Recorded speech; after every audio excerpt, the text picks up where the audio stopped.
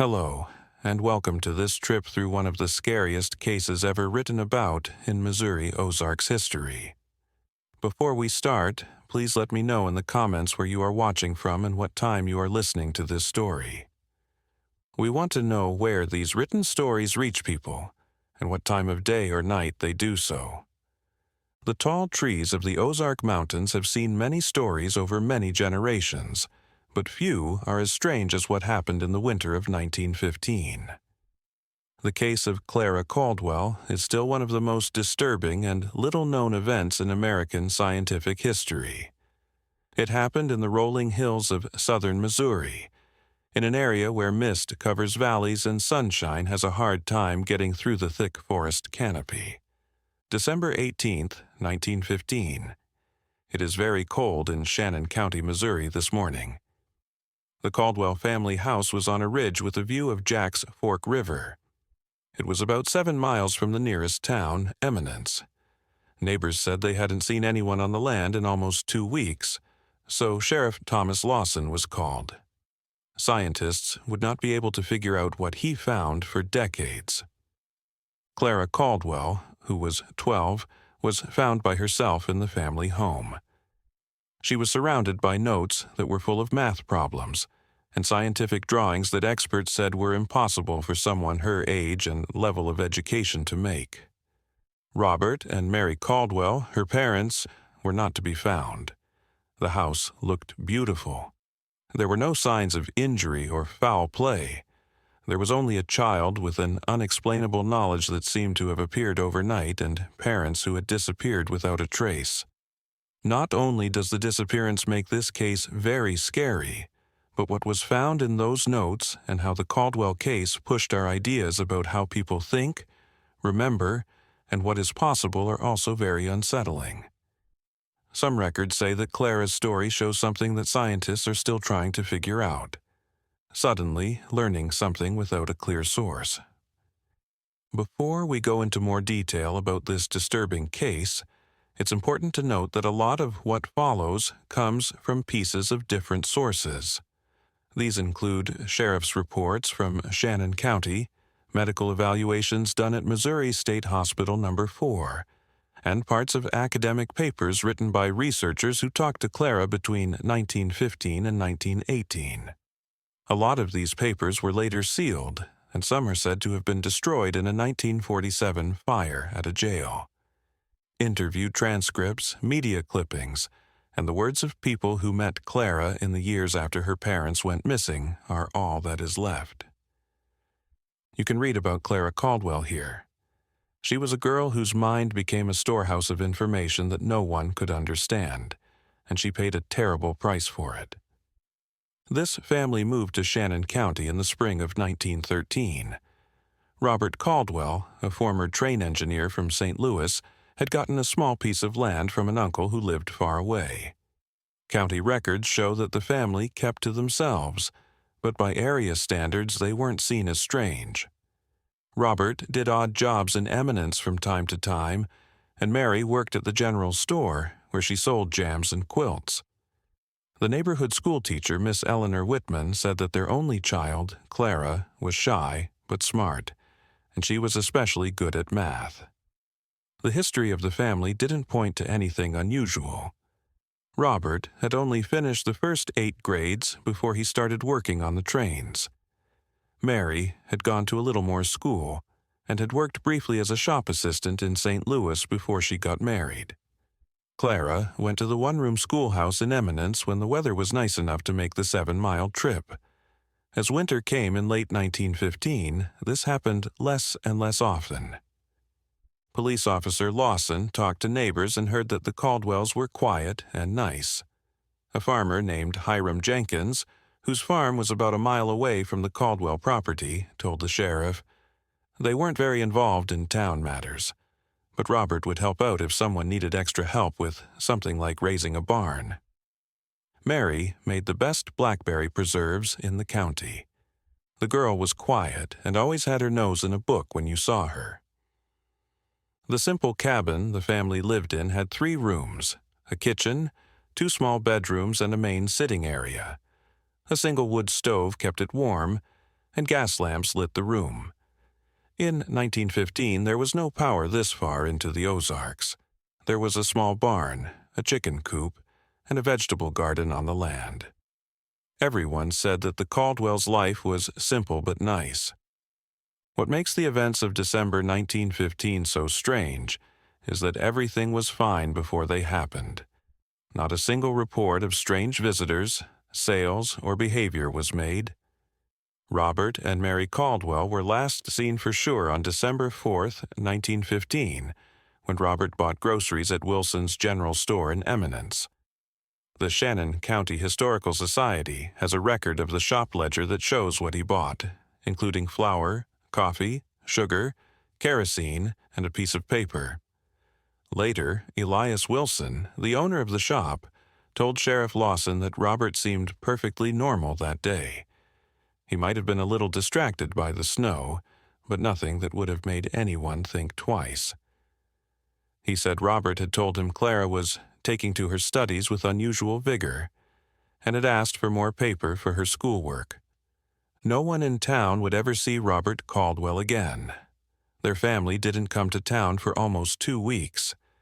This didn't happen very often in the winter, when heavy snow made the dirt roads almost unusable. But when smell of smoke stopped coming from their chimney, even though it was very cold outside, Hiram Jenkins, a neighbor, became worried and called Sheriff Lawson.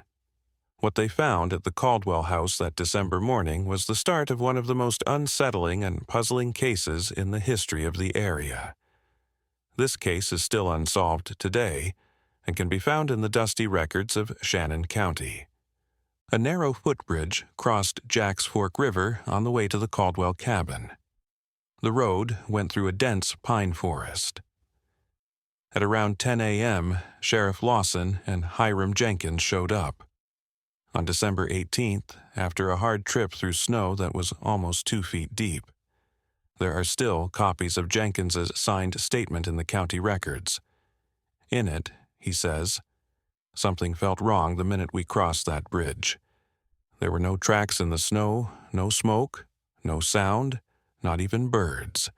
Just that cabin sitting there like it was holding its breath." Sheriff Lawson knocked several times but got no answer. The door wasn't locked, which isn't common in that remote area. The house was cold inside, but it was spotlessly clean. In the main room, the wood stove had only ash and no burning coals. The tea in the cup that was only half full was frozen solid on the table. It didn't look like they were struggling or rushing to leave. The clothes that Robert and Mary wore were still on pegs by the door. The few expensive things they had, like Robert's pocket watch and Mary's mother's silver brooch, stayed on the mantel. As if no one had slept in the main bedroom bed for days. It was made with hospital linens. Robert's work boots were next to the bed. There were still dark hairs stuck in Mary's hairbrush, which was sitting on a small dressing table. In Clara's room, Sheriff Lawson found something that would stump scientists for years to come. The child was sitting at a small desk by the window. She was awake, but in what the sheriff called a trance-like state. She didn't answer when they asked her questions or seemed to notice them. Even though there was no fire in any of the stoves or fireplaces, her room was the only warm place in the house. There were hundreds of drawings, equations, and diagrams on Clara's small bedroom walls.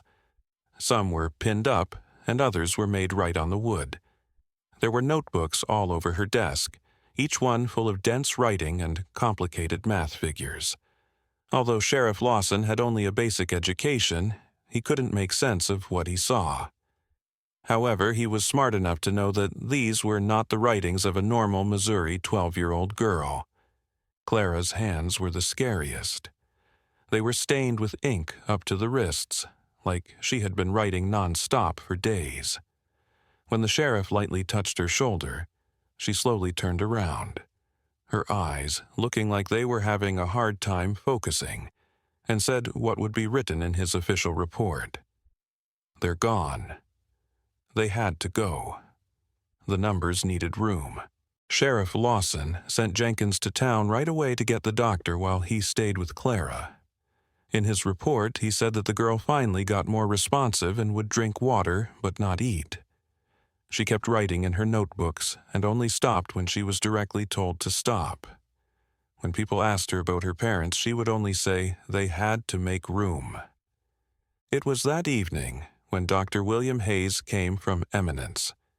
Dr. Hayes wrote in his medical report, which was turned in to the county clerk and later used in scholarly papers, that Clara was physically healthy but mentally altered. He said that Clara's pulse, temperature, and reflexes were normal, but her behavior was not. The child exhibits a singular focus on mathematical and scientific notation beyond my ability to comprehend. She speaks clearly when addressed, but returns immediately to her calculations when not engaged. Most concerning is her apparent lack of distress at her parents' absence. That night, Dr. Hayes made plans for Clara to be taken to his house in Eminence. Sheriff Lawson and a few deputies looked all over the land and the woods nearby for Robert and Mary Caldwell, but they couldn't find them. There were no tracks in the snow, no signs of violence, and no clues about where the couple went or what happened to them. Things were just getting weird with the Caldwells. What happened next would push the limits of what scientists thought they knew and show something much scarier than a simple case of lost people. In the days after Clara was found, Sheriff Lawson planned searches of places around the Caldwell property that were getting bigger. Men from Eminence and nearby towns searched the dense woods, dragged parts of the Jack's Fork River, and went into the many abandoned mines and caves that dot the Ozarks. Robert and Mary Caldwell were never seen or heard from again. At the same time, Clara stayed at Dr. Hayes's house to be watched. Judith Hayes, the doctor's wife, wrote down every day what Clara did.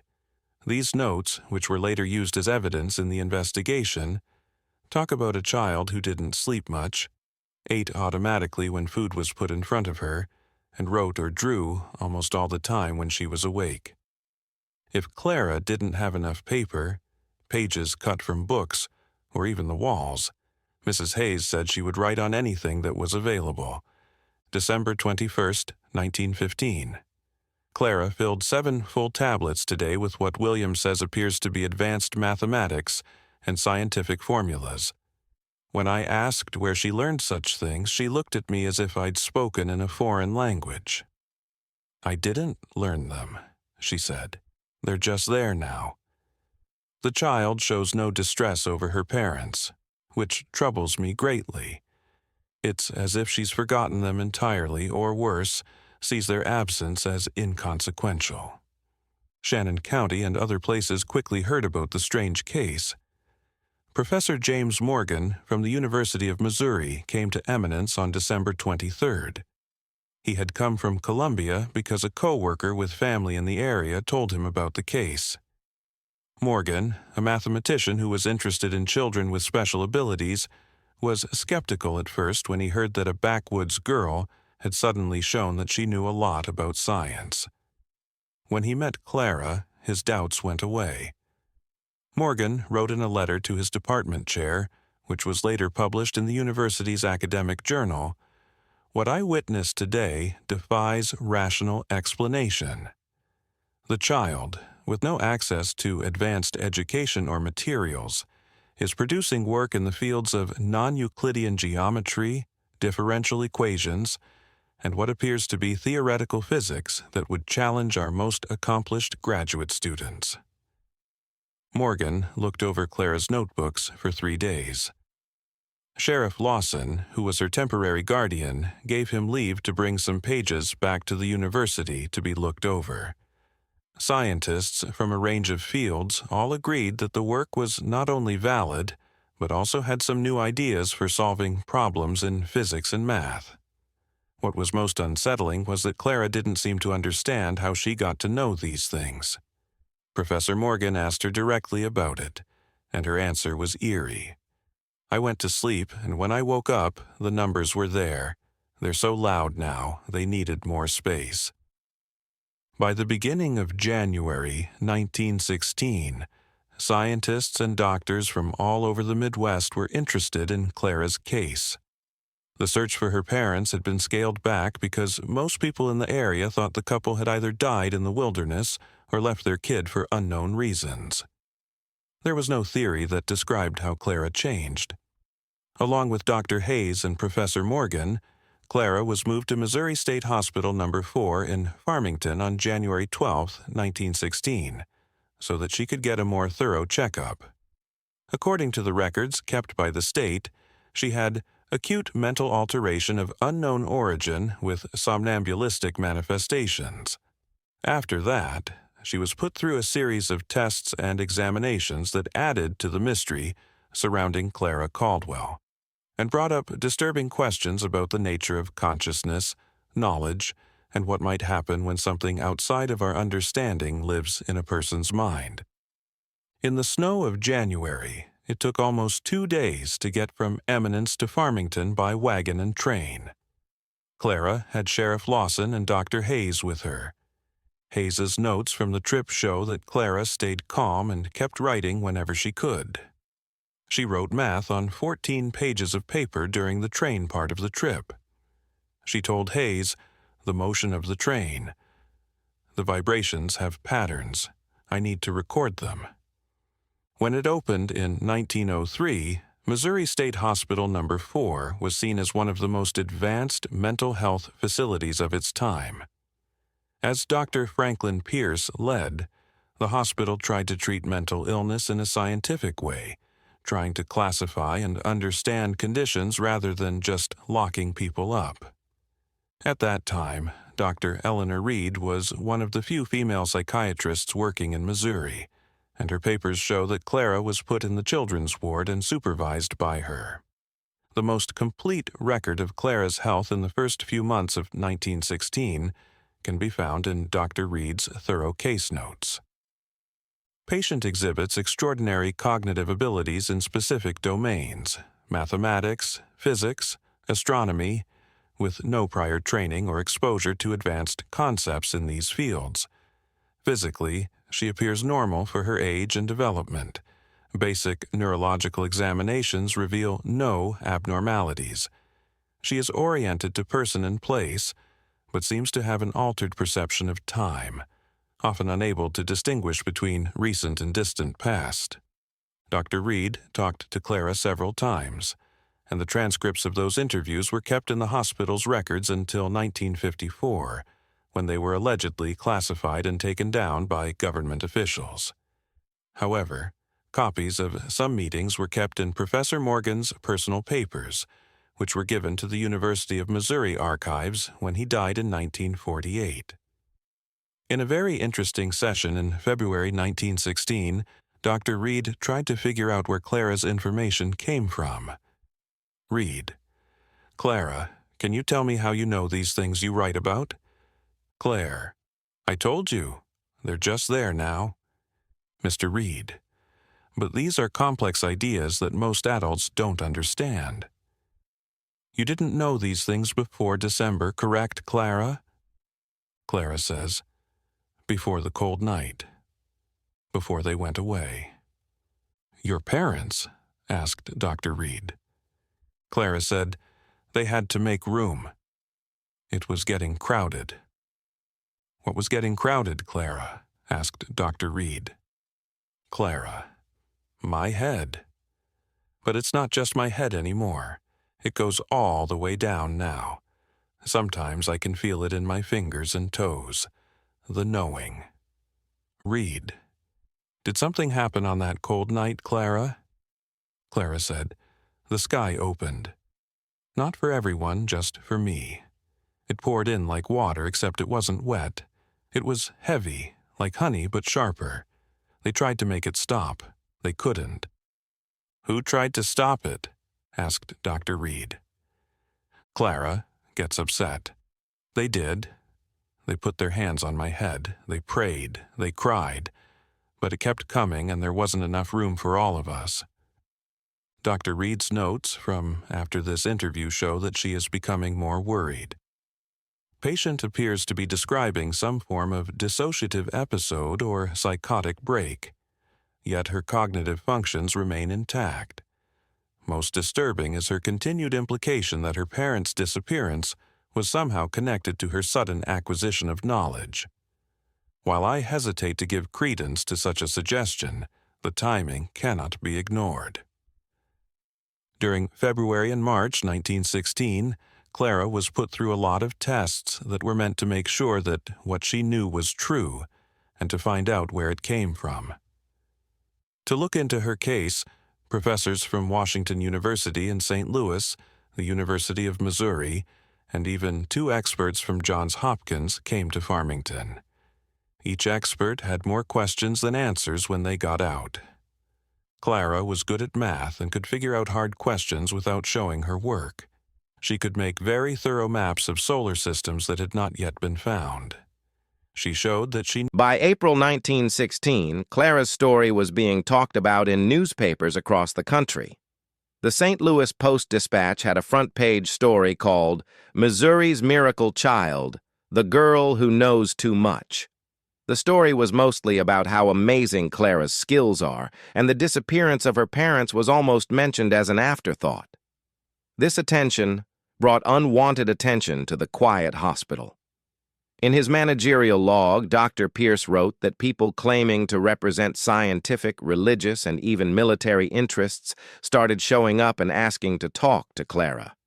Most of their requests were turned down, but on April 22, 1916, 2 men who said they were from the Department of War were allowed to have a secret meeting with Clara. There is no public record of a report of this meeting, but it is known that soon after this visit, Clara's health started to get worse in ways that would add more trouble to a case that was already very troubling. In Clara's case, things changed in the spring of 1916. Late April notes from Dr. Reed show the first signs of physical decline. Patient complains of headaches that get worse when she tries to write or do math. Nasal bleeds have started, especially after periods of intense mental activity. By May, Clara's math output had dropped significantly, and the math she did produce was described by visiting experts as becoming more abstract and difficult to understand. Professor Morgan wrote that her work had moved beyond established mathematical frameworks into something I can only describe as a new language of numbers and space. She still came to visit often. In the meantime, Clara's health kept getting worse. Even though the person was on a controlled diet, hospital records show that they lost a lot of weight very quickly. Her sleep became unpredictable. Nurses said she would sometimes be awake and writing for 50 to 60 hours straight and then fall into a deep sleep for the same amount of time.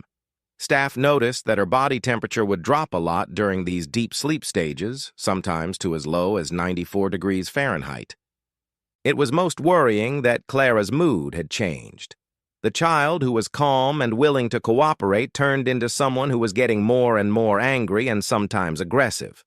In early June, Dr. Reed wrote down that Clara got angry when a nurse took some of her papers to file them.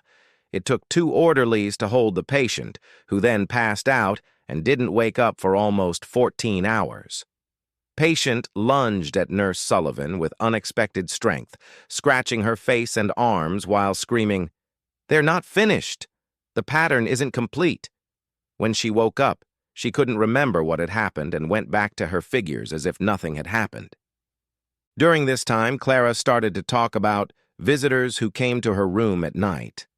At first, the hospital staff thought she was hallucinating, but on June 14, 1916, night nurse Martha Cunningham wrote something disturbing in the ward log. Checked on patient CC at 2:15 a.m. after hearing voices from her room. Found her sitting upright in bed, seemingly conversing with an empty chair beside her bed. She was speaking in what sounded like Latin or some similar language I don't recognize, interspersed with numbers and terms I couldn't understand. When she noticed me, she stopped mid-sentence and said in perfect clarity, "They're measuring how much is left. It's not enough anymore." I checked the entire ward and grounds. No unauthorized persons were present. The doctor began to think about a scary possibility in July 1916, but she didn't want to write about it in official records. Instead, she told Professor Morgan about it in a personal letter that was found among his papers. I am forced to consider whether whatever knowledge or ability manifested in Clara might be consuming her physically. The correlation between her cognitive output and physical deterioration is too strong to dismiss. It's as if her mind is a vessel for something too vast for her physical form to contain. When Dr. Reed did a simple experiment, it supported this idea. Late in July, Clara was gently but strongly told she couldn't do any math work for a week. Her writing supplies were taken away, and she was doing regular things for a child her age, like playing simple games, reading fiction, and going for walks outside when the weather was nice. During this time, her physical complaints got a lot better. Her weight stayed the same, her headaches got better, and she stopped bleeding from her nose. But when the restriction was lifted, Clara went back to her figures with even more focus. Within hours, all of her symptoms came back and were worse than before. Reed wrote, "It appears that whatever drives her to pursue this knowledge is stronger than her instinct for self-preservation." When asked why she continues despite the pain, she simply stated, "It has to be finished. They're waiting for it." By August 1916, the hospital staff had to make some tough choices about how to care for Clara. Her physical condition was getting worse quickly. Her weight was dropping to dangerous levels, and she was passing out more often. But trying to stop her from getting writing tools caused her so much stress that Dr. Pierce worried about her mental health. A deal was made. Clara would be able to write every day for certain amounts of time while being watched. The slow approach was meant to slow her decline while more study into her condition was done. But as summer turned into fall, it became clear that Clara Caldwell would need to change something in order to stay alive. In September 1916, that change came from somewhere you wouldn't expect it, and it would start a new chapter in this already sad case. On September 7th, 1916, a woman who said she was Elizabeth Caldwell, Robert Caldwell's sister from Illinois, came to Missouri State Hospital No. 4. According to hospital records, she showed proof of who she was and her connection to Clara. This included family photos and letters from Robert that were written before the family moved to Missouri. The hospital staff said that Elizabeth Caldwell was a well-dressed, educated woman of about 40 years old, calm in manner, but clearly distressed about her niece's condition. She asked for a private meeting with Dr. Pierce and Dr. Reed after looking over Clara's medical records. The content of this meeting was not recorded in official hospital documents, but Dr. Reed's personal diary, discovered after her death in 1962, contains a troubling entry from that day. Met with E.C. regarding Clara. What she shared has left me deeply unsettled. According to Elizabeth, the Caldwell family has a history of what she terms episodes, instances where family members exhibited sudden, inexplicable knowledge or abilities. Robert himself apparently experienced something similar as a child, though far less extreme than Clara's case. Most disturbing is her claim that 3 previous Caldwell children died before reaching adulthood, all after displaying similar symptoms. Elizabeth believes Clara's parents fled to the Ozarks specifically to isolate her from doctors or authorities who might take interest in her should such an episode occur. The question remains, if Elizabeth's account is accurate, where are Robert and Mary now? And why would they abandon Clara after going to such lengths to protect her? Not long after Elizabeth got there, plans were made for Clara to be sent to live with her aunt. According to Dr. Pierce's final report, this choice was affected by Clara's worsening health and Elizabeth's promise that she would keep working with doctors near her Springfield, Illinois home. The report also says that Elizabeth showed a letter that was clearly written by Robert Caldwell before he went missing. In it, he named Elizabeth as Clara's guardian in case something happened to him and Mary. Professor Morgan strongly opposed Clara's release, saying that more study was needed and that moving her could be dangerous since she was already weak. They didn't care about his worries. On September 12, 1916, Clara Caldwell and Elizabeth left Missouri State Hospital No. 4 and drove to Illinois in their own car. What happened in the years that followed is pieced together from different sources, such as letters Elizabeth sent to Dr. Reed, records from medical institutions in Illinois, and Professor Morgan's unfinished investigation in 1922.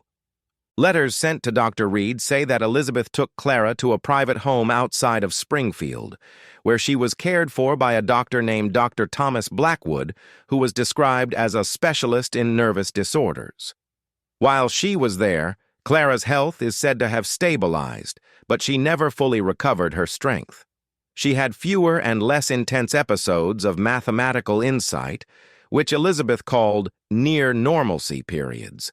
In her last letter to Dr. Reed, dated March 1918, Elizabeth said, "Clara has good days now where she seems like any young girl. She has taken an interest in gardening and can sometimes go whole weeks without reverting to her calculations." Dr. Blackwood believes the episodes may eventually stop completely as she matures. We dare to hope for a future for her, though we are careful not to expose her to too much stimulation or interest from people who might want to take advantage of her condition. In terms of Clara's state, this was the last known letter. According to hospital records, Dr. Reed tried to follow up several times, but her letters were not answered. In 1920, she asked Professor Morgan to help her find Clara because she was worried about the health of her former patient. Morgan's personal papers show that the results of his research were very disturbing. There was no such place in Springfield as the site where Elizabeth said she had taken Clara. Dr. Thomas Blackwood wasn't affiliated with any medical group in Illinois or the states nearby. Even worse, Morgan looked into the Caldwell family tree and couldn't find any records of Robert Caldwell having a sister named Elizabeth or any sister at all. The person who took Clara from the hospital in September 1916 must have made up a very complicated story. Clara Caldwell, the mysterious child whose mind had access to knowledge beyond her years, was no longer known. She had disappeared from history in the same way that her parents had disappeared from their Ozarks home. The last part of Clara Caldwell's story that has been written down comes from an unusual place. In 1938, Dr. Harold Bennett, a researcher from the University of Chicago, was looking into math geniuses when he came across records of Clara's case in Professor Morgan's written works. Bennett became interested and started his own probe, finding witnesses and gathering whatever records were still available. Bennett's search took him to a mental hospital in northern Wisconsin, where she found a woman in her mid-30s who had signed up under the name Jane Doe. The woman had lived there since 1924 and couldn't talk. She spent her days writing down increasingly vague mathematical symbols that the staff had given up trying to figure out. Bennett was told by Dr. Ruth Crawford, the attending doctor, that Jane had been brought to the hospital by a middle-aged woman who paid for 10 years of care ahead of time but never came back. The woman told the doctor that Jane was her niece and that she had a nervous breakdown after her parents died, but she didn't show any proof or reveal who the patient really was. When Bennett showed Dr. Crawford pictures of Clara Caldwell taken at Missouri State Hospital No. 4, the doctor agreed that the woman looked a lot like their mysterious patient, though she said that years of illness had changed the woman's looks. But the notebooks were what made Bennett sure he had found Clara.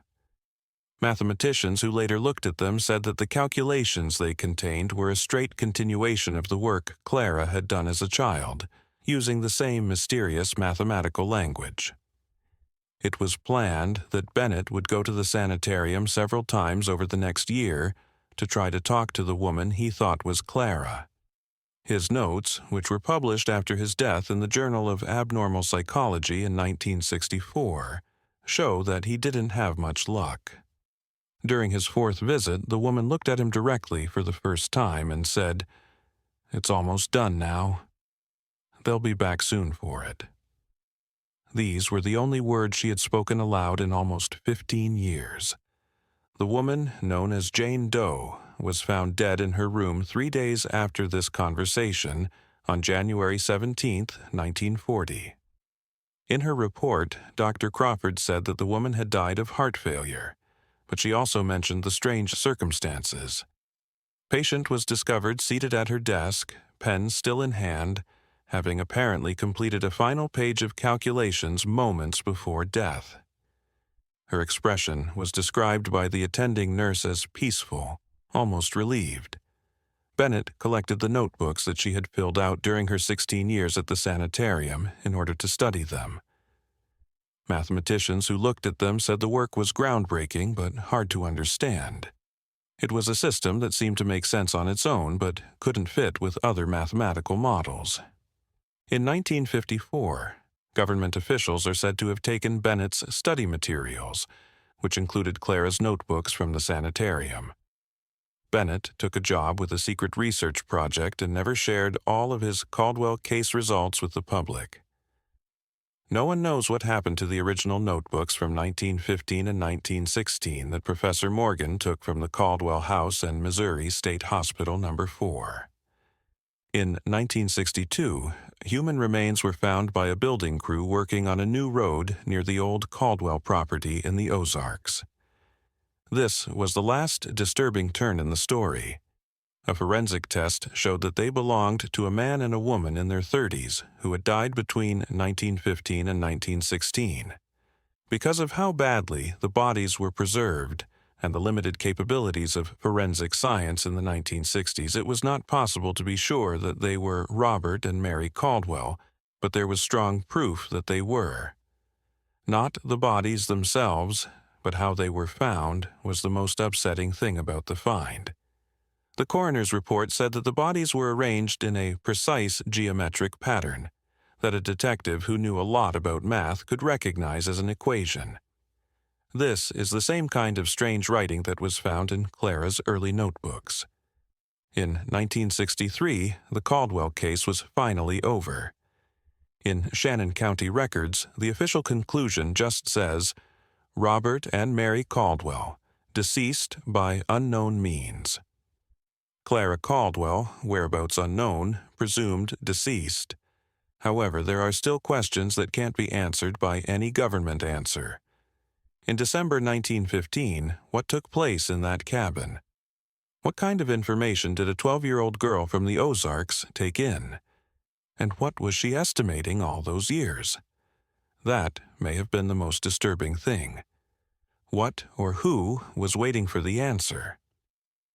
Experts today have said that parts of Clara's work are beyond our current framework, and possibly representing concepts we won't develop for another century. Some theorists say that her work predicted parts of quantum mechanics, string theory, and multidimensional mathematics decades before mainstream science started to study these topics. Some people say that Clara was just a natural genius whose skills came out in a traumatic situation and whose decline was caused by neglected mental and physical illnesses. This theory doesn't explain why her abilities came on so quickly, why her parents went missing, or why the remains found in 1962 were arranged in a strange way. We know for sure that Clara Caldwell went through something in the winter of 1915 that turned her from a normal child into a way for her mind to access information that her body could not support. What she thought about that cold December night in the Ozarks was both a gift and a terrible burden, and it ended up taking her life just as surely as it had taken her parents. 2 pages from one of Clara's notebooks have been kept safe behind glass in the Shannon County Historical Society's records. Experts today still can't figure out what the math on the page means, but there is a note in the margin, carefully written by a child, that might help explain what happened. The knowing wants out. It wasn't meant to be kept inside something as small as a person. Some secrets are better left buried in the Ozarks' deep forests, where the pines still whisper when winter winds blow down from the mountains and people still avoid the overgrown path that used to lead to the Caldwell cabin. Because there is still a sound in those woods, the sound of a pencil scratching forever on paper, looking for truths that are too big for us to understand, and waiting for someone else who can make room for them to be known. What happened to Dr. Reed and Professor Morgan, who were the two people who knew the most about Clara's case, makes this story even scarier. Dr. Eleanor Reed worked at Missouri State Hospital No. 4 until 1924, when she quit her job without warning. Former co-workers say Reed became more and more obsessed with Clara's case and spent a lot of her free time studying the few copies of the girl's work that were still at the hospital. Years later, Dr. Olivia Weston, who took over Reed's job, told a local newspaper that Reed had started having severe headaches and nosebleeds in the months before she left, which were frighteningly similar to symptoms Clara had shown. Eleanor would lock herself in her office for hours, studying those notebooks, he said. She became convinced there was a pattern, a message hidden in the girl's calculations. She said once that she could hear the numbers whispering when she studied them too long. Reed moved to a small house near Table Rock Lake in southern Missouri. There, she lived alone for most of her life until she died in 1962. Her things, like journals and study notes, were given to the University of Missouri Archives as a gift. In her journal, Reed wrote about recurring dreams of geometric landscapes. Morgan wrote his last academic paper in 1938. It was called Theoretical Frameworks for Nonlinear Knowledge Acquisition in Developing Minds.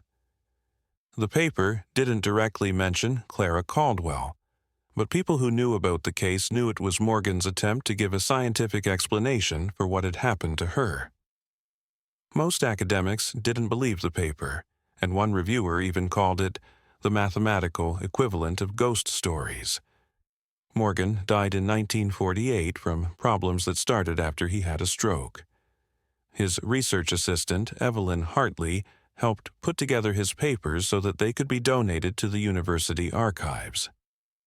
She found a sealed envelope with orders that it not be opened until 1975 among his personal belongings. When asked about such a package in the 1970s, however, university officials said they didn't know anything about it. The house where the Caldwell family lived became part of the story. After Clara was taken to the hospital, the house was left empty for years. The local government originally limited access because of the ongoing investigation, but as time went on and the case became less important, the cabin was left to fall apart.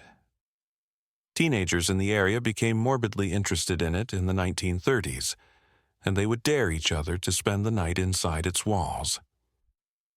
There are stories from Shannon County that people who visited the cabin had headaches, felt lost, and in some cases what they called numbers and equations appearing in their thoughts.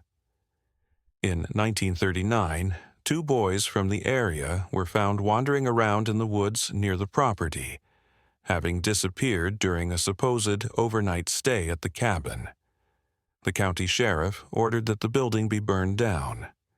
The land was empty until 1952, when the Missouri Department of Conservation bought it as part of a bigger deal to buy forest land. When working near the old Caldwell property, park guards were often told that their tools didn't work right and their compass would go off. A 1955 report from a ranger that was turned in to the department but later taken down from public view talked about a persistent atmospheric anomaly in the small clearing where the cabin used to be. It was described as like heat shimmer, but present even in winter and moving in patterns that seem almost deliberate. The official name for the group that set up the research station near the site in 1958 was a geological survey team. People who lived nearby said that the staff wore military-style uniforms without markings, and that strange equipment was brought in by helicopter. The station was being used for about 8 months before it was quickly shut down. When asked, state officials said it was just a normal project to check the safety of the water. There have been no public reports from this study station ever. For scientists who study the history of science, The Caldwell case is especially upsetting because it has ties to several secret research projects that were done after World War II. Dr. Harold Bennett, the researcher who found Jane Doe in Wisconsin, started a secret program in 1955. It turned out that this program was part of the government's investigation into strange mental phenomena. Most of this research was on ESP and remote viewing, but some declassified papers from the 1970s briefly talk about knowledge acquisition anomalies and non-standard information transfer, which sound a lot like Clara's case. A scientist named Dr. Thomas Hargrove briefly worked with Bennett before the program was made secret. In his autobiography, he later wrote that the government had kept a record of cases like Clara's, involving people who suddenly and mysteriously learned a lot of complicated information. Most of them were kids between the ages of 8 and 14, and all of them had terrible physical and mental effects after their episodes. Hargrove says that at least 17 cases like Clara's were recorded between 1890 and 1950, but Clara's was said to be the worst and best documented. In 1967, Professor Miriam Lancaster of Princeton University released an analysis of the mathematical symbols found in Clara's work based on the few samples that were still available. This may have been the scariest part of the Caldwell case. Lancaster, an expert in mathematical linguistics, found structural similarities between Clara's notation system and some mathematical ideas that wouldn't be further developed until the 1940s and 1950s. What's most disturbing, Lancaster said, is not just that these concepts appear to have been understood by an uneducated child decades before their formal discovery, but that they appear in Clara's work in a more developed form than our current understanding. It's as if she wasn't discovering these principles, but remembering them. Lancaster's work made a stir in the world of mathematics for a short time, but it was quickly forgotten, or maybe it was meant to be forgotten on purpose. Co-workers say she dropped the project when she got an unexpected job offer from a defense contractor that required her to move and sign a lot of confidentiality agreements. She had planned to write a more in-depth analysis. Over the decades after Clara went missing, many experts tried to put together a full picture of her case, but they kept running into problems. Records were taken out of files. Witnesses suddenly didn't want to talk about what they saw or heard. Unknown reasons, money was taken away from study projects that were connected to her case. By the 1970s, the Caldwell case was mostly forgotten by scientists and the public, and it was only talked about in obscure papers and local legends. It might have stayed there if Dr. Rachel Norton, a scientist at the Lowell Observatory in Arizona, hadn't found something strange in 1978. Norton was looking at strange radio signals coming from a certain part of deep space when she noticed a pattern that looked like it had been seen before. She looked through her own library and found an old academic magazine that had one of the few published copies of Clara's mathematical notations. It was amazing how much Clara's math and the pattern of the radio signals matched up. Norton raised a scary idea in an unpublished paper that she only shared with close colleagues. What if Clara Caldwell wasn't making these mathematical systems, but rather transcribing them? What if, through some unknown mechanism, she became a receiver for information being sent from somewhere else? And what's even scarier, whatever was sending this information knew that she was a good vessel for it. Norton's idea stayed secret until after she died in 1994, when her papers were given to the Seedy Institute archives. By that time, the few people who were still in direct contact with Clara Caldwell had died, taking with them any ideas they may have had about one of the most puzzling cases on the edge between psychology and theoretical physics.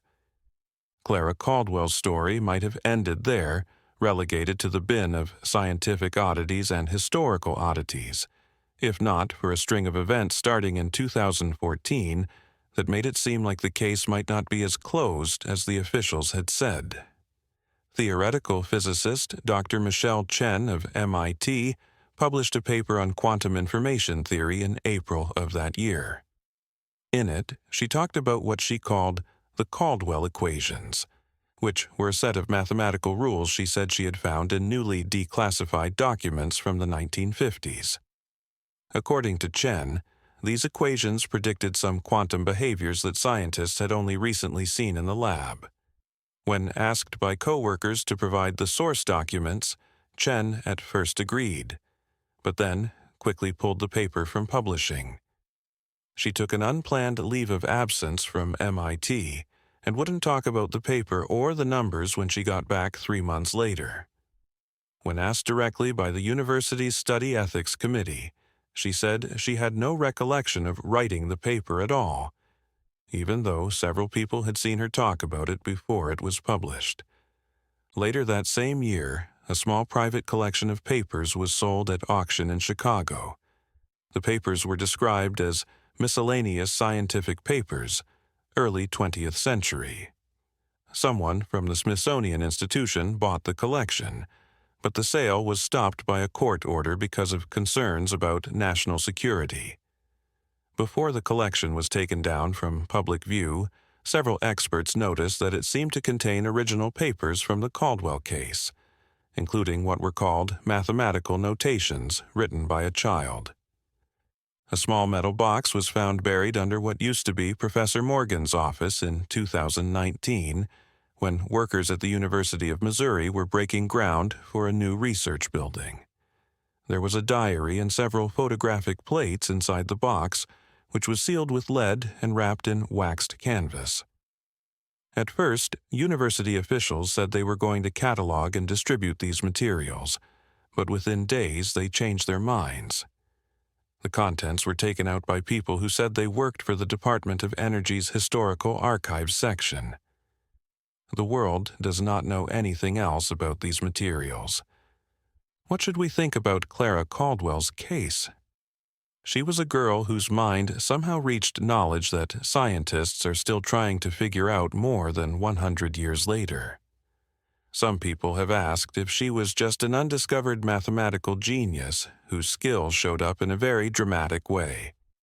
Was her case an early example of what we might now call savant syndrome? Could it have been caused by a brain condition that hasn't been found yet? Or are we about